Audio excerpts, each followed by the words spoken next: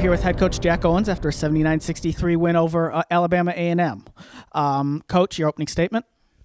Well, I thought the guys came out in the second half and played the way we want to play. We started the game out. I thought we played good on the offensive end and stretches, and the defensive end we broke down.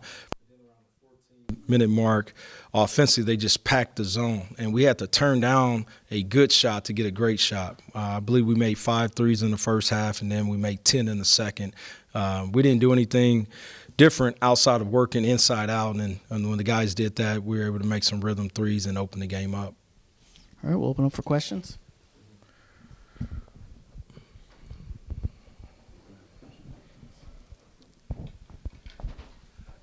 Looked like you were a little shorthanded today.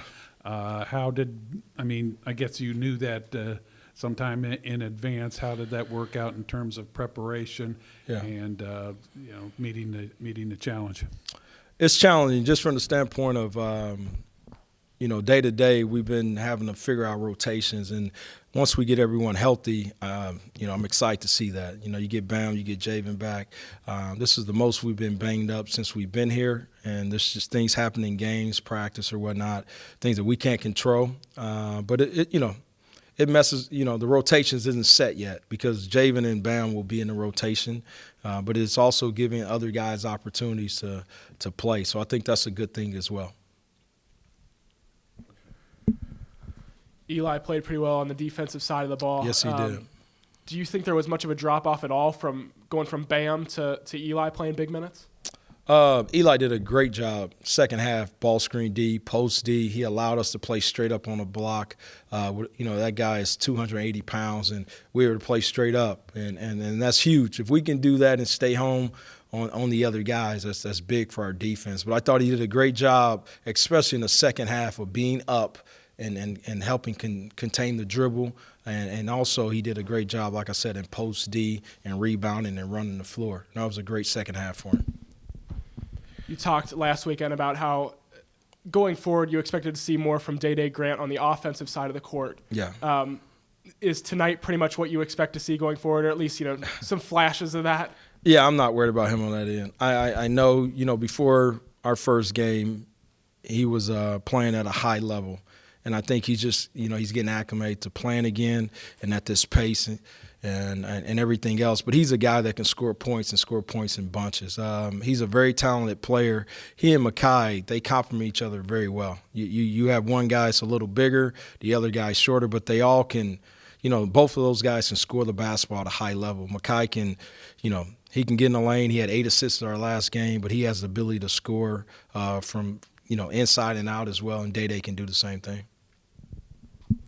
Speaking of being shorthanded, you lost Nike for significant amounts of time with I guess that was a bloody nose that he had, and then the foul trouble. But you had to be happy with how, again, you mentioned Makai and Day and the rest of the guys stepped up, especially in the second half. Yes, I like this group.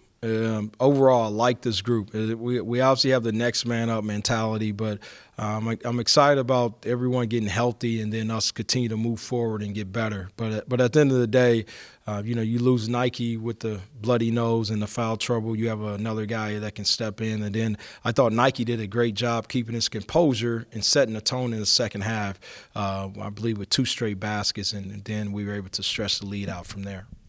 What was the key to winning the rebounding battle by such a large margin, especially with the injuries you're dealing with? Yeah, it's just on our radar. The one thing is when you play against good people like we played against Wright State, they expose us in the area, and it's good. If we can learn in November the things we have to work on to help us win down the stretch in our league and things like that, it's going to be good because now it's on my radar, it's on their radar, and everyone is going to block out and rebound, and we work on it daily.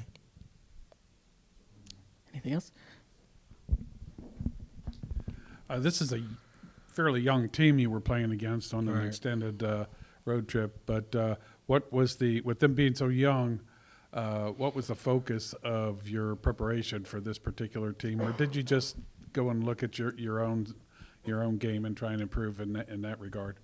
Yeah, it was about us. A lot of times it's going to be about us if we can do our jobs. But this team here, the one thing that I saw from watching their games, even though they're young, they play hard. and they compete. They were down 12 at Cincinnati before they came here, and they just kept competing. And then at the 10-minute mark of the second half, that's when Cincinnati was able to open the lead up, just because I think they're youth. But I think Dylan, he does a great job getting those guys to play hard. And when they're older, they're going to be pretty good, in my opinion. If that group can stay together because they have quickness, they have guys who can score inside and out, but they also have a big guy who I think is just going to continue to get better as well. So, we have to respect our opponents, and obviously Alabama A&M has been on the road, so it was important for us to take care of business at home as well.